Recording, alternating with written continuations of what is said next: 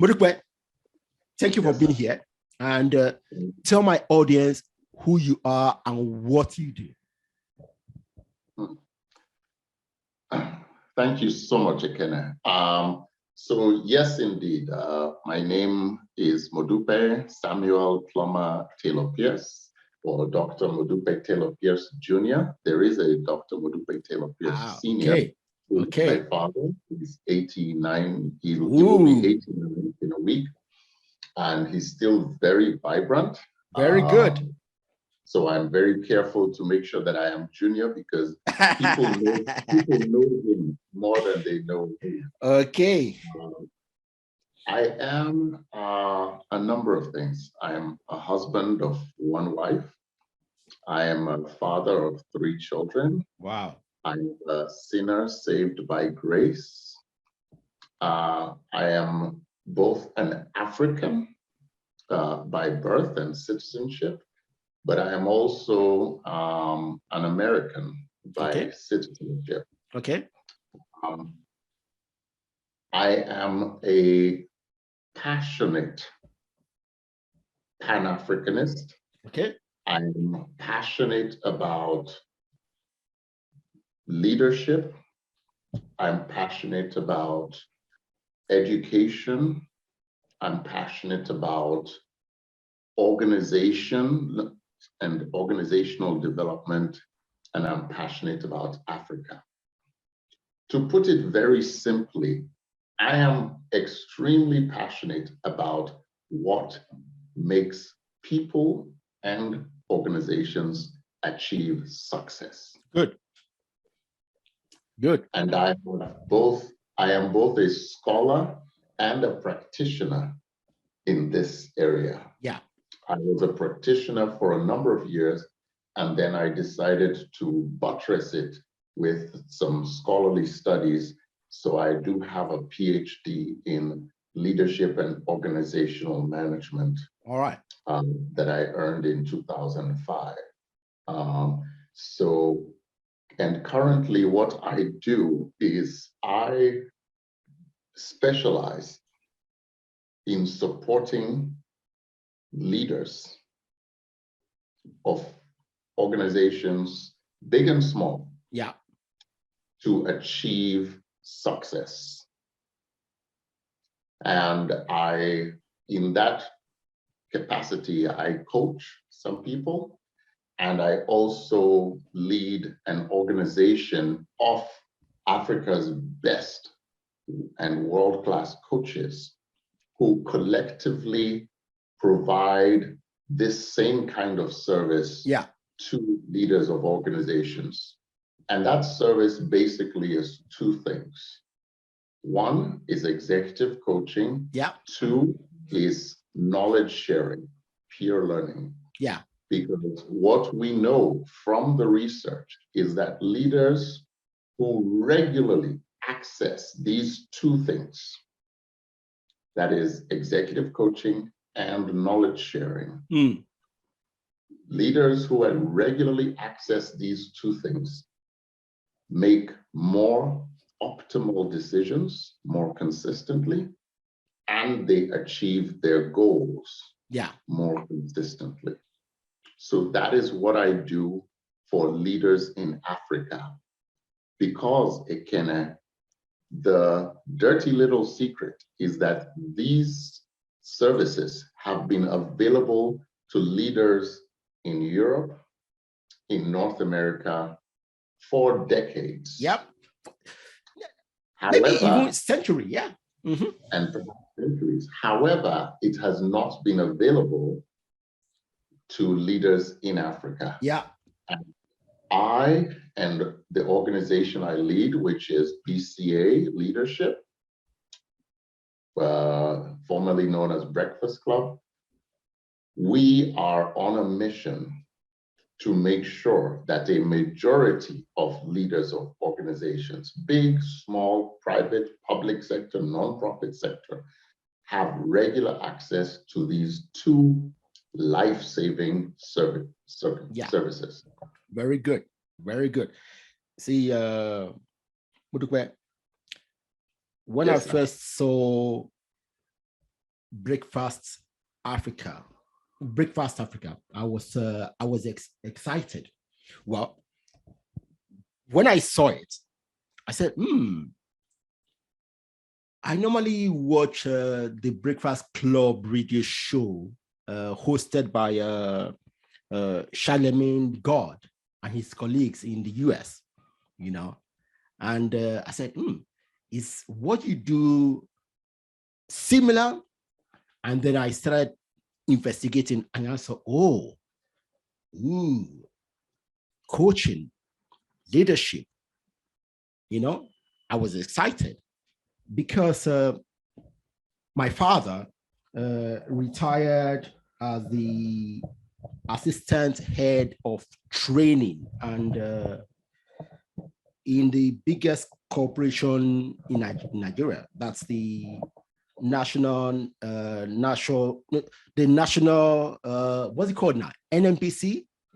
That's the petroleum industry. What's it called? Regulator in Nigeria. Well, that's where he retired from. And he joined the corporation when I was 13, you know, and I was opportune to follow him to work when they have a coaching session, a training session on the weekend, you know. I follow him and I've met a lot of executive coaches and trainers. And see, one of the things I realized listening to my father talking to many people from home most of the time is that a lot of people who attend courses only attend because the organization deem their attendance as compulsory, and also they attend mostly they like the what's it called, the courses abroad, you know, overseas courses, because of the per diem they will get. And my father used to complain so much that people go to the courses, they get to the venue, but sometimes they don't even attend they don't attend the course, you know. So yes, you are doing something which every organization and executives need to do. Okay, but do you have the same feeling, or do you know how much of the people who attend your courses, okay, how much they are invested in doing the courses, and how much they have actually implemented in their endeavor? Ekene, it's a fantastic point you brought up, that, you know, there is training that is foisted upon some people. Yes. And then there's training that is desired by some people. Okay. And in the training world, you know, you have the person who receives the training, then you have the person who pays for the training. Yeah, exactly. And of course, we all know that in general, if those two persons are the same, then you have a very good. Yeah. Person. Now, this is one of the things that informs our methodology. Okay. First of all, we don't call what we do training. Okay. The reason why is not just a matter of branding, because what we really do is not training. Yeah. We encourage knowledge sharing. Okay. Now, this is very important from a psychological perspective, especially when you're dealing with adult pedagogy and adult psychology, especially with what is normal, which is typically the male adult leader in Africa. Yeah. Who are generally inflicted by one common disease, and that disease is called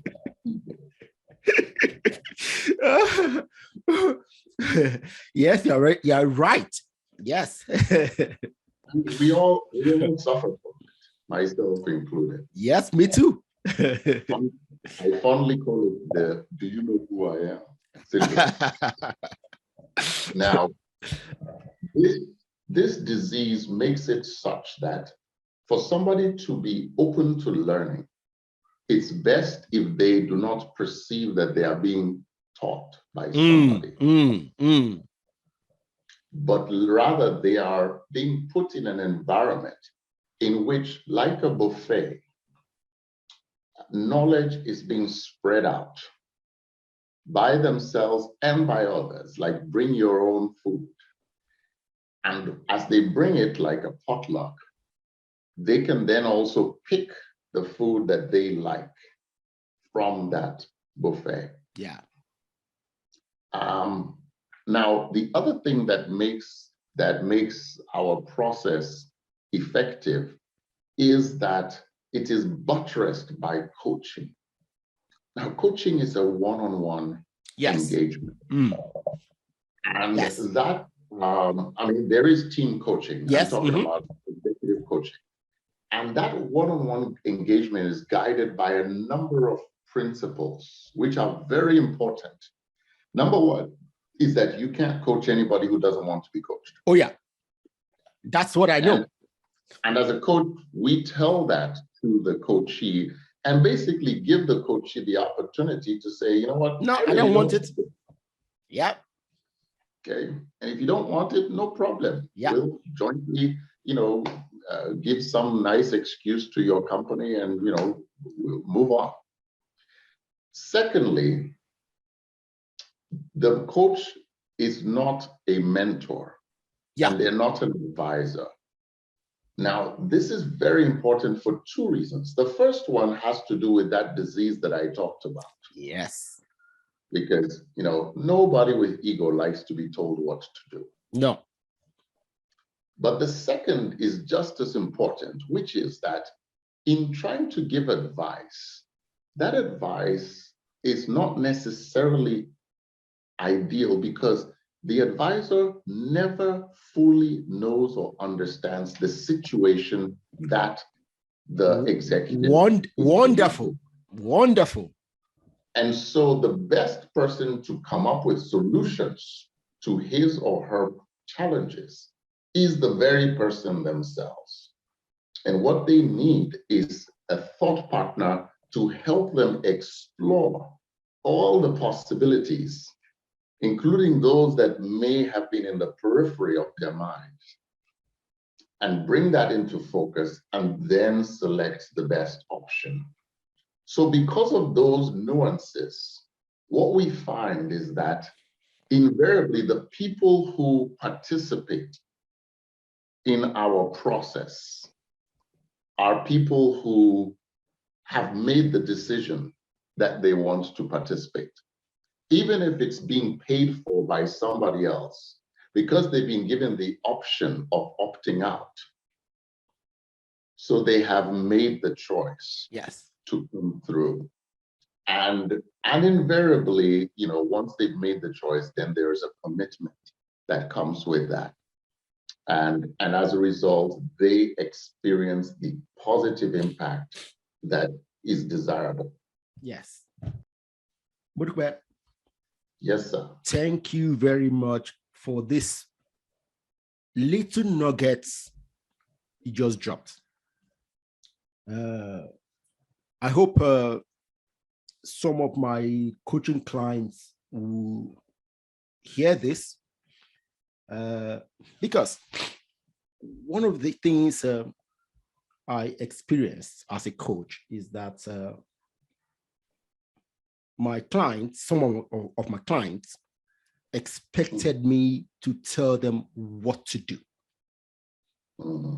And when I tell them, no, I am not going to tell you what to do because you know what to do better than me. They tell me, so why are they paying me?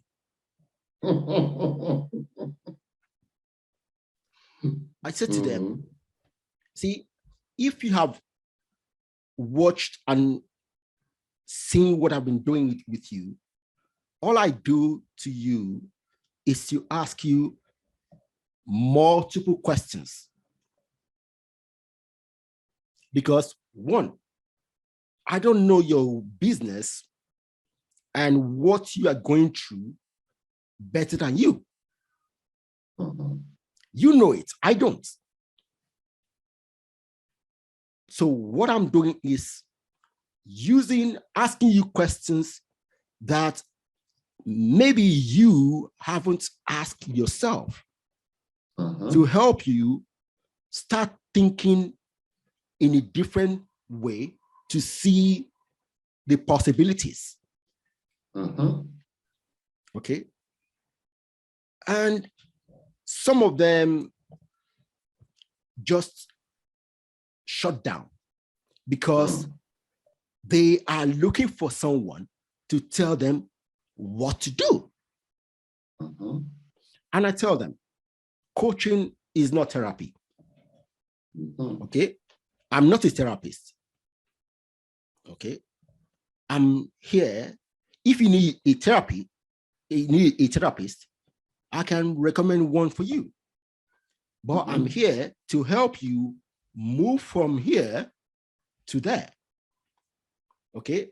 Along the way, if you find that you also need a therapist to help you overcome something, then we'll get a therapy to help you walk through that. Okay. So see, what you just said is that you cannot coach anyone who doesn't want to be coached. And it's very, very important. So sometime last year, I came up with an initial document that in the first paragraph, I said to them, the results of your coaching session is all on you. And some of them say, if everything depends on me, then why am I paying you? But see, people need to understand. See, that's where I say responsibility is key. For me, the results of all the work I've been doing to help me get here depending on one person, me. Yes, I've had a lot of coaches that has helped me on this journey, but all the results has always depended on me. And I want my clients and young Africans to understand. And even our continent, we need to, like I said before, we need to understand that what is going on with us is all our responsibility. It doesn't matter who outside is trying to derail it.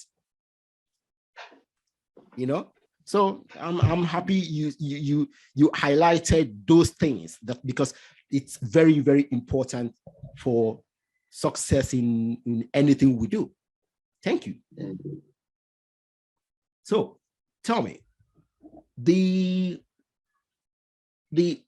ALU School of Business. Yes. What is it about, and what's your connection? I see you are you were the dean. Are you still the dean of the school? No, Okay. I was the founding dean of the school. Okay. A position that I held. We basically got it started. Good. And I held that position for 2 years, and All then right. I handed over to a fantastic leader. And the purpose of the ALU School of Business was to satisfy a need. And that need was for middle management African professionals to be able to be effective leaders of organizations anywhere in Africa. We saw a need for today's manager, let's call it that, or leaders that are in middle management, to be agile enough as leaders and as managers, such that you could literally parachute them anywhere in Africa. Okay. And say, here's the mission, here's the organization, lead. And they should be able to do that. And in order to do that, we understood that, one, we needed to focus heavily on enhancing their leadership knowledge and capabilities. Because as they move into from supervisors to managers to senior managers, their job becomes, their success becomes less dependent on their technical ability. Yeah. And more dependent on their ability to lead. Successfully influence people. Yeah. Yeah.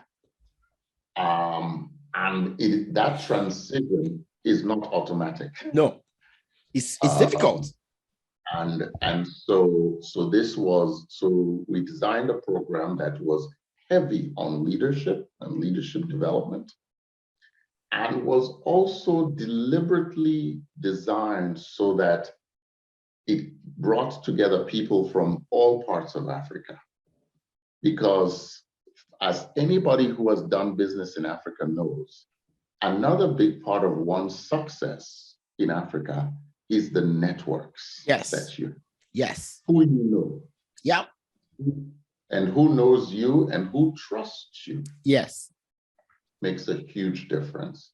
So we understood that one of the ways to jumpstart that process would be basically to have a class or cohort of people who came from all over Africa. Correct. And of course, yes, we added in the typical MBA things like, business management, accounting, strategy, etc. But quite frankly, those two pillars were the underpinnings of what we designed. Yeah.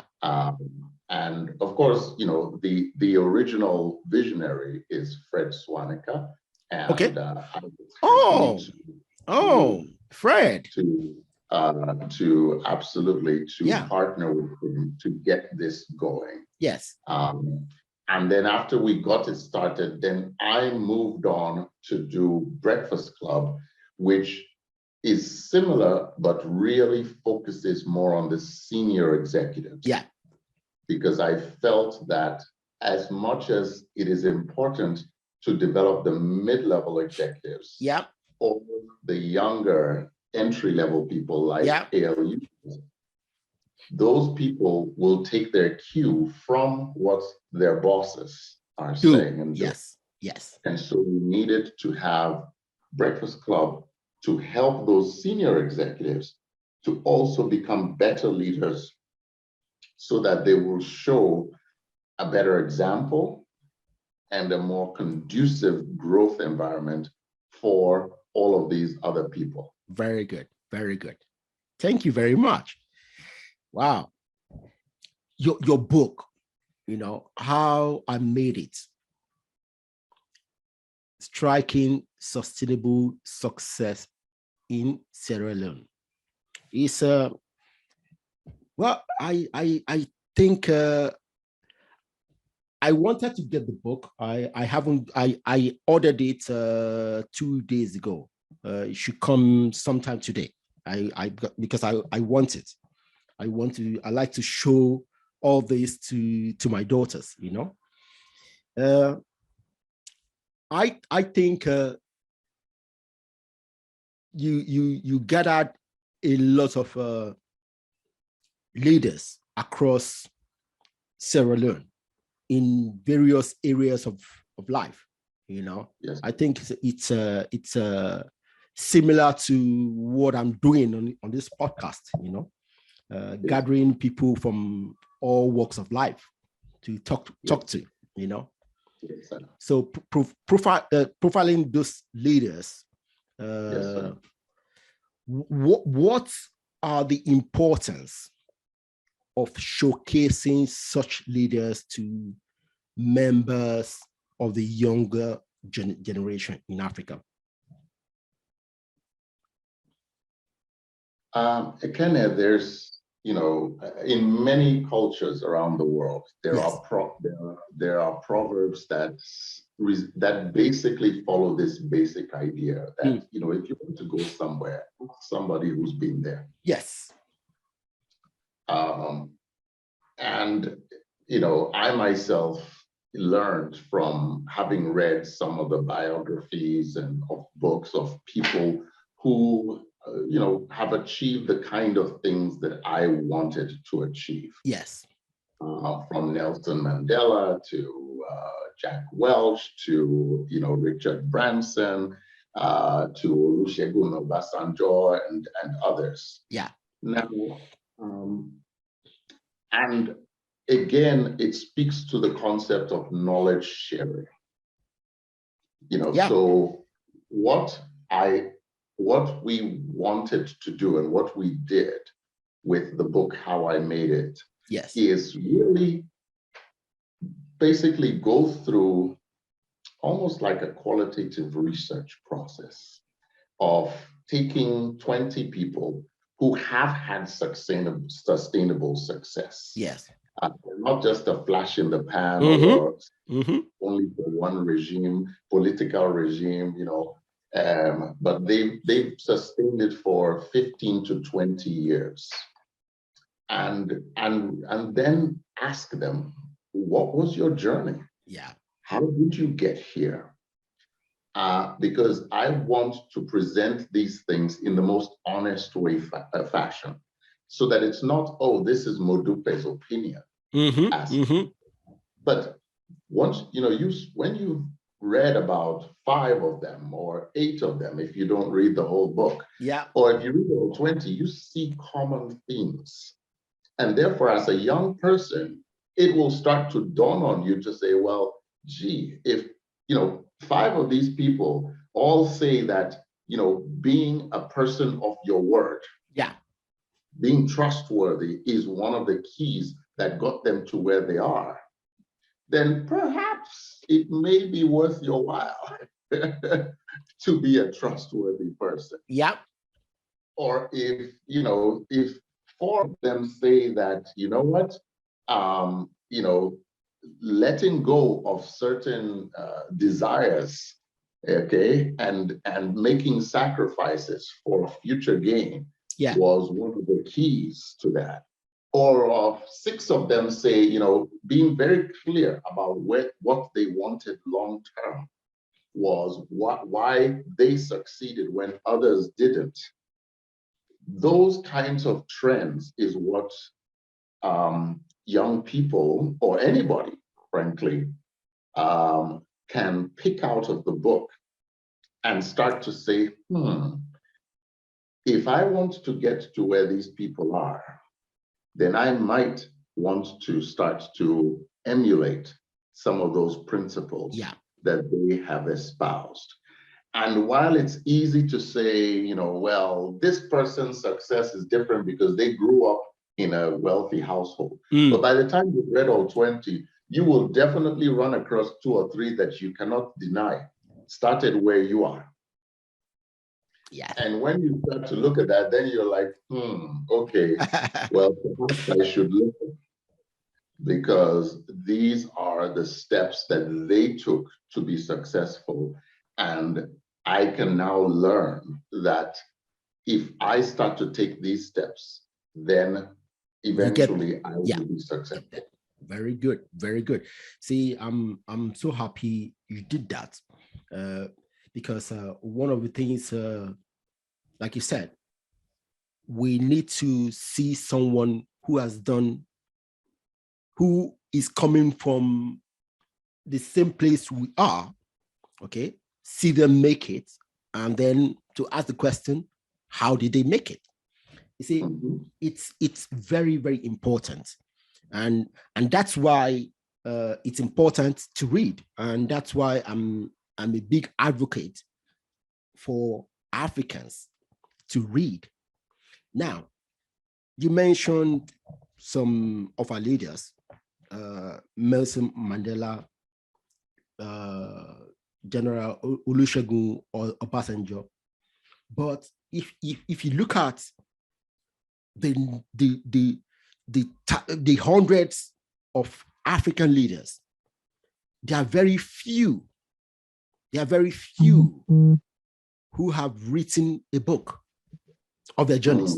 See, and this is one of the things I talk about with my friend Ekene Uzo, that African leaders do not write books. You see, myself, I've read a lot of biography of Western leaders, either political or in industries. Okay, from America, from Britain, from UK, from the whole thing. I have a lot of books on European history. Okay, now it's easy to get these books, but I find it so difficult to get books of African history. One, it's difficult to get them. Two, when I see them, they're so expensive. You see, if we want our people to read our books, one, we need to write the books. Two, we need to make, Two, we need to make it cheap enough for ordinary Africans to get those books. You know, so this is a challenge that African leaders, they need to write books, and they need to make it as, see, in this era, if you make your book cheap enough for 10 million people to buy, you make money than you let 100,000 people to buy.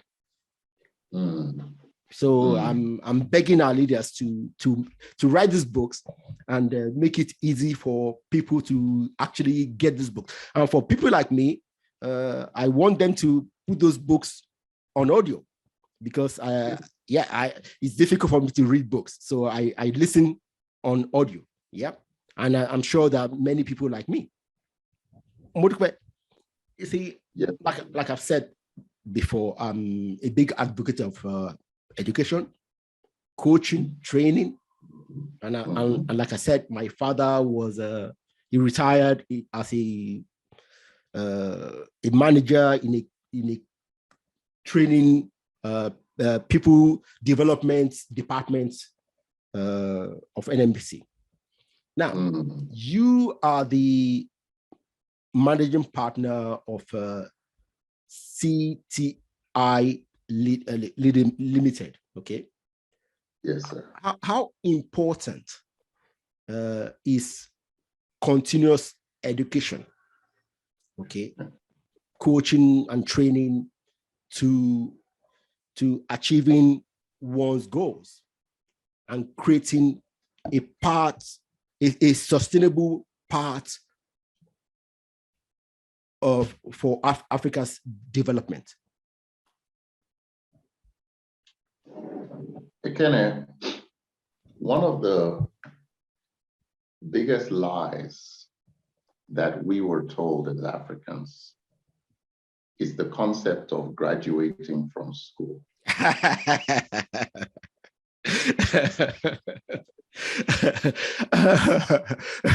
Okay. Now, you know, because that creates the impression that learning ends when you collect your degree. Yes.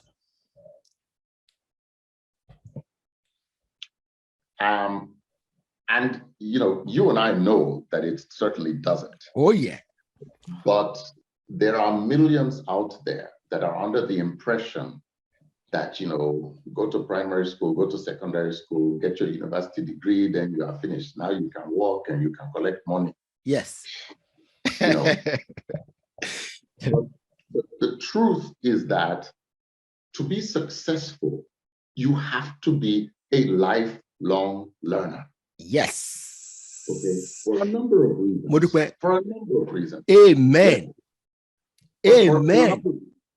You know, reason number one is the fact that the pace of knowledge being created, yes, every day, every week is so fast, yeah, that even if you graduated and on the day you graduated, you knew everything about that subject. Yes. Within 5 years, that knowledge that you have about that subject has now suddenly gone from 100% of the available knowledge to about 70%. That's you are being generous. So in order to not be obsolete, yeah, you have to be a lifelong learner. Yeah. You know, and we see it in every industry. I mean, you name every, it, whether it's accounting industry, engineering industry, I mean, even like dental industry. I mean, we all remember in the old days, the dentist, when your tooth aches, they would take something, be tapping each tooth, check, check, you know, which one hurts. Today, you know, nobody does that. Yeah. Okay. They come, they do a quick X-ray, and you know, they know it. They will tell you. They will tell you which is ailing you. They will tell you which tooth is going to start hurting in 2 weeks. Yeah. Okay. Yeah. So you know, and I have done, as I said, research on people who are successful, and I found that there are 3 things that are common to all of them. Yeah. Number one, they are visionary.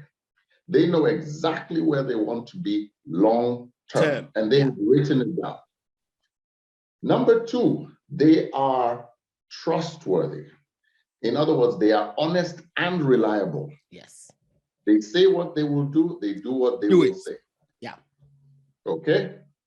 Number three, they are lifelong learners. They understand that in order to reach where they want to go, they currently do not have all the skills and the knowledge necessary for that destination. So they are constantly learning and acquiring those skills that they need in order to be qualified for that destination. Yes. Yes. Okay.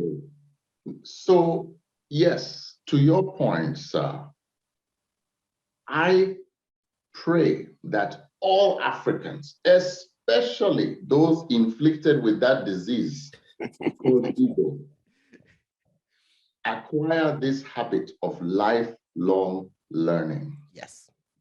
Because there is nothing more dangerous than a leader who doesn't know and doesn't know that he doesn't know. Woo! There is nothing more dangerous than that.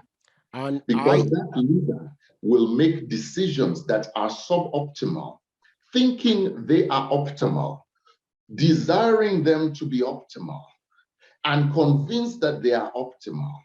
And he may destroy the lives or the livelihood of hundreds, thousands of people who depend upon him to make optimal decisions.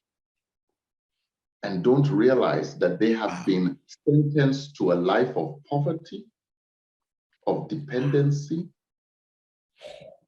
and of destitution because of somebody else who made a decision on their behalf that they thought was right because they didn't know and they didn't realize that they didn't know.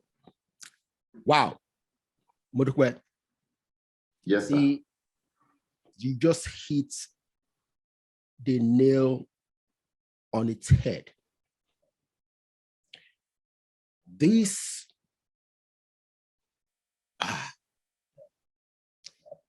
is something I fight every day,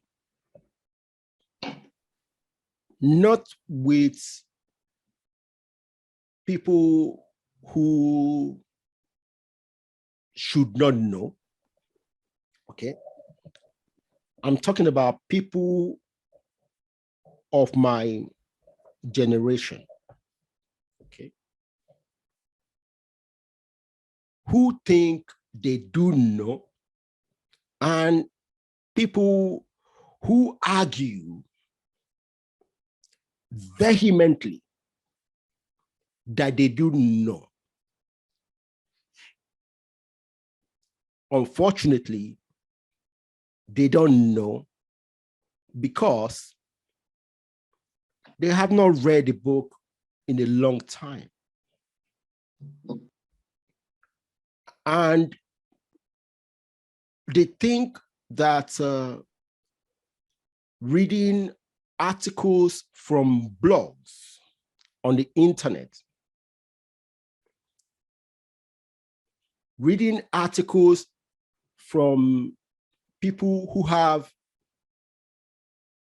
limited knowledge, who have agendas to promote, they think that reading articles from those people makes them knowledgeable. And they also do this. When I do this, I tell them, hey, I recommend this book. See, one reason why I recommend books is that for someone to write a book, okay, to write a book, they have done a little bit of research beyond writing a blog post. And when you write a book, at least the publishers have vetted the book a little bit. They have shared it with other people in that space. You see, this what pains me is that these people are in my generation who people would think they should know. And they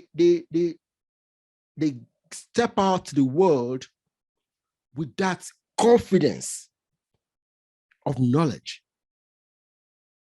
And a lot of people listen to them. See, what pains me is that the people who listen to them do not know, like you say, that these people do not know. And unfortunately, they are so confident and so vehement in their, I will say this, ignorance. How do we solve this problem? See, their vehemence is basically ego-driven. Okay, they don't want to say, okay, I don't know, so let me step back and go and read. See, if you continue with your confidence that you know when you don't know, you will never do the work to know. And that is dangerous, like you said. That is dangerous. How do we deal with this?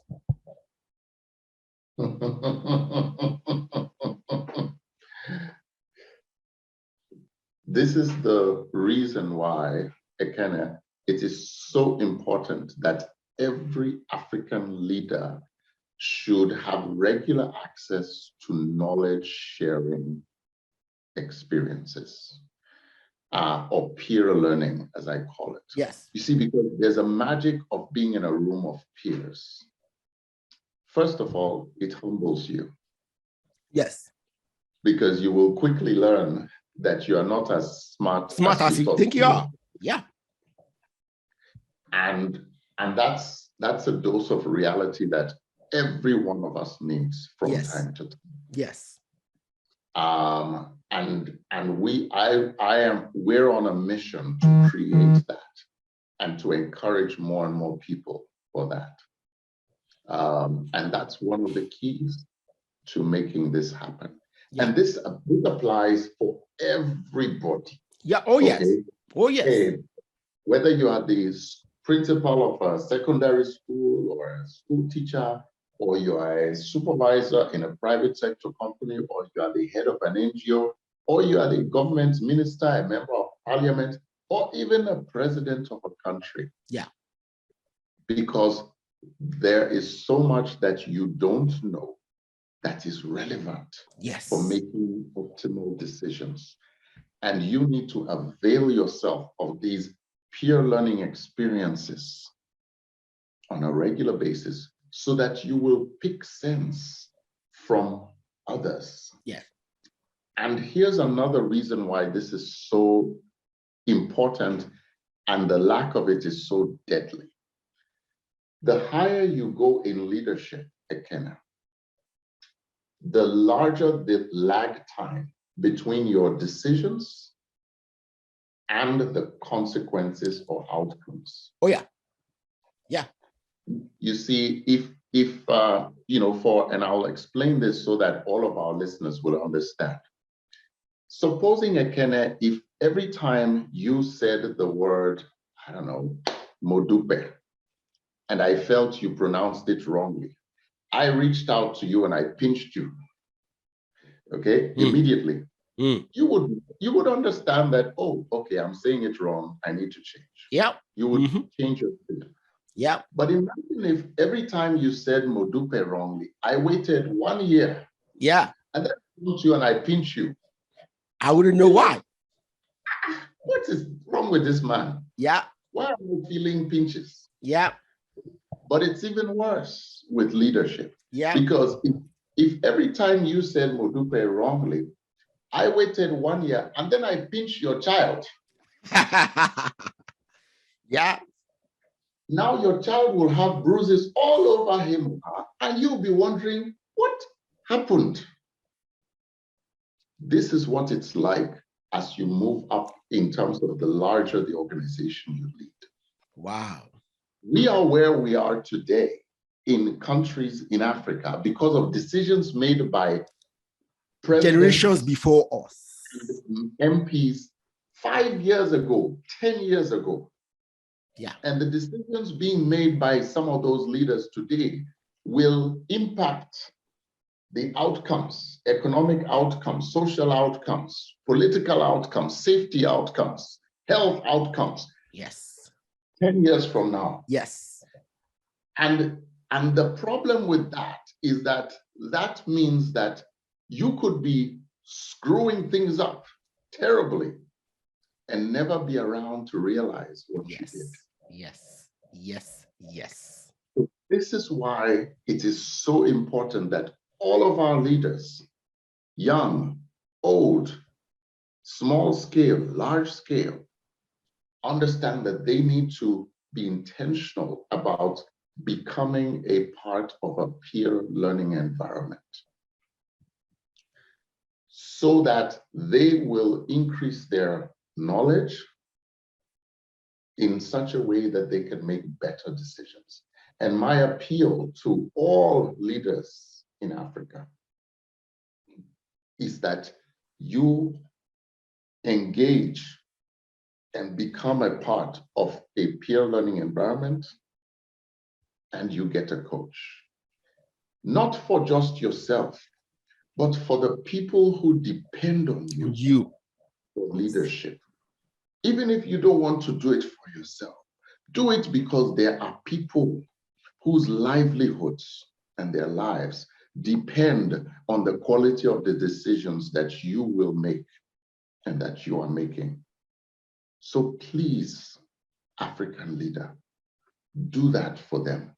Yeah. If you don't have access or you don't know where to go for that, just reach out to breakfastclubafrica.com. Yep. Just reach out. We'll find you. We'll set you up with one.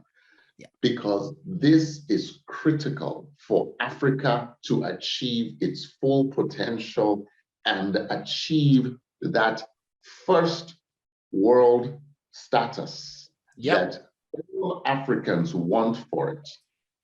This is critical for us Africans to make sure that when we become that continent with the largest workforce of 1.2 billion in 2050, as most demographic researchers are projecting, that we are not 1.2 billion of unrest and coups, but we are 1.2 billion of productive citizens who are making services and products that we can consume and the world wants to consume, so that our grandchildren will live in a continent of prosperity and productivity that will make them look at us when we tell them stories of what it used to be like and say, hey, Grandpa Ekene, you have tales. Oh.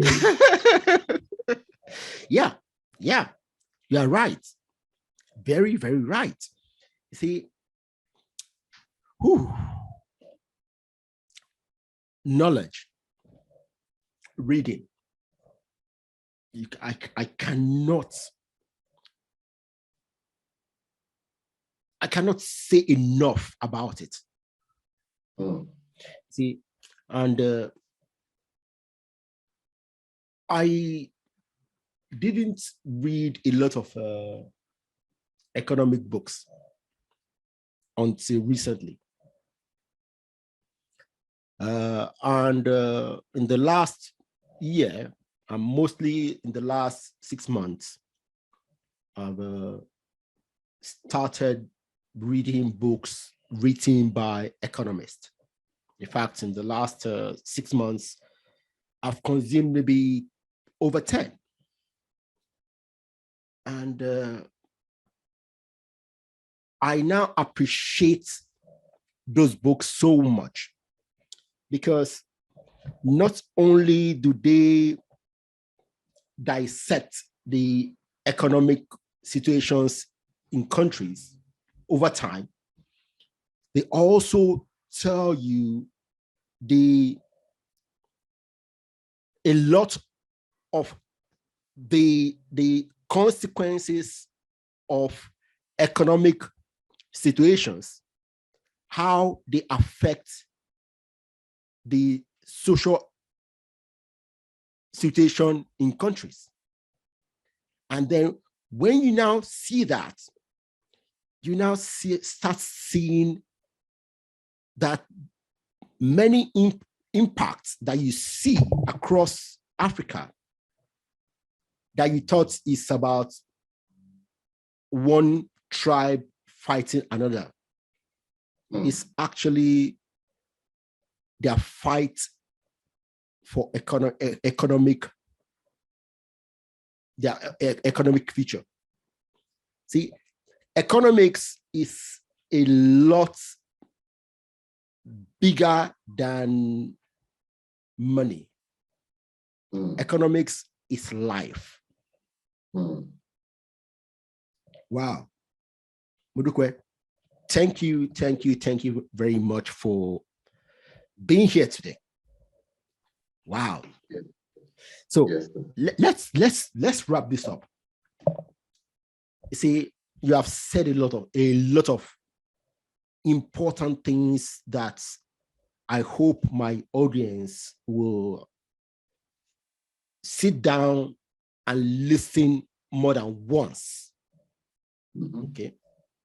So, what is your vision for Africa in the next 20, 30 years time?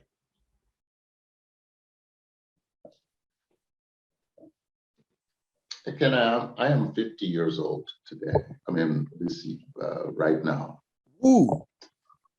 No, it's not my birthday. Sorry. Okay. I'm Okay. 50 years old. Okay. But so when I think 20 to 30 years, I'm very passionate about my vision because by God's grace, I will be around to see it come to reality. So my vision is as follows. Number one, by 2030, that Africa will be a middle-income continent. Yep. Number two, by 2045, which is approximately 25 years from now, that Africa will be a high-income continent. Yeah. Okay. And, you know, as a high-income continent, for those who are economists amongst us, that means, you know, a human development index of, you know, somewhere around 0.8, 0.9. So that, which means that a child born today, by the time they are 25 years old, will have access to world-class education, world-class health, and job availability, employment, should they want to be employed, or a conducive environment in which they can be self-employed and generate value and gather that. Now, and that's an Africa in which our net migration is going to be effectively zero. Zero, yes. People will leave Africa only for the purposes of curiosity. Yeah. And, let's call it entertainment tourism, as opposed to, you know, being economic refugees or political refugees. My vision is that in 20 to 30 years, the quality of leadership in Africa will be such that people from outside Africa will be researching and studying leaders in Africa to find ways in which to lead their organizations and their countries better, because they will see that the leaders in Africa are taking the kind of consistent, optimal decisions that they would love to be taken in their areas. And as that happens on a regular basis, the outcomes will be amazing, because we will have a continent in which people born in Africa can go to school in Africa, can be treated for their illnesses in Africa, can graduate from an African school or college, can get a job in Africa, can get married in Africa, can be able to enjoy the fruits of economic independence in Africa, such that they only have to travel outside Africa if they really just want to see the world, because they have an innate curiosity. Wow. That is my vision for Africa. Wow. Modupe. Yes, it can. On that note, I would thank you so much for being here and for doing what you did at the beginning, asking me questions to share my own story. I'm so happy. Thank you for being here today. And let me thank you as well for inviting me to this platform and for sharing it with me. I am grateful, and I'm grateful for your story and what you are doing, because you have given me hope that God is answering our cries and our prayers. And He is raising up men and women who will invest their talents into Africa. Yeah. And I believe very strongly that even this gift of technology is a gift from God, because He is making it possible for people who love Africa to invest into Africa without having to be physically in Africa. Yeah. And you are an example of that. So I encourage you to keep doing what you're doing, sir, and to keep learning and growing so that this podcast can someday be syndicated all over in all the so-called news networks. Thank you very much. Watch and say, wow, we are big today because years ago, somebody thought it fit to think big for Africa. So God bless you. Thank you very much, Modupe. Thank you. Bye. Bye.